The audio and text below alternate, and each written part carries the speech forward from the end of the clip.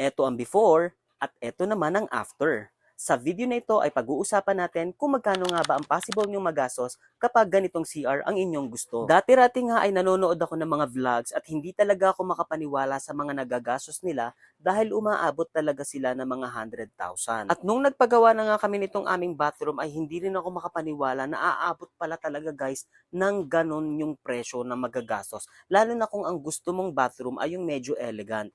Ang gusto ko kasi sa CR guys ay yung medyo hotel-inspired siya, yung mga nakikita ko sa mga condo, kaya yun talaga yung pinagaya ko. And by the way, ako nga pala yung mga namili ng mga materyales, kaya naman alam ko talaga ang bawat presyo ng mga nagastos. So eto na nga guys, ihanda nyo ng mga calculator nyo. First ay mga tiles. 250 pesos ang isang piraso ng tiles at 112 pieces ang nagamit namin. So kayo nang bahala mag-compute. Nasa 28,000 pesos, tiles pa lang yon. Para sa toilet guys, ay numabot yon ng 13,000 pesos.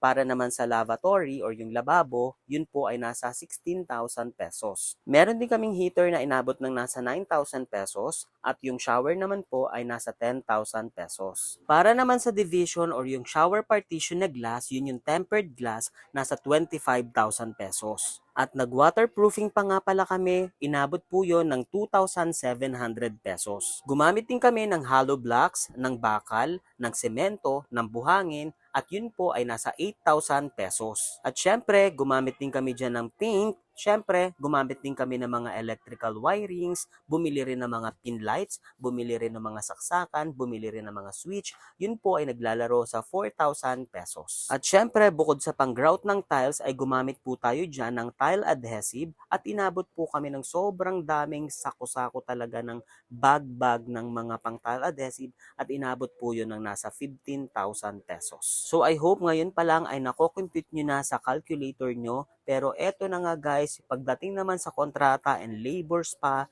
and other expenses pa, eto na nga po ay umabot guys ng nasa 195,000 pesos.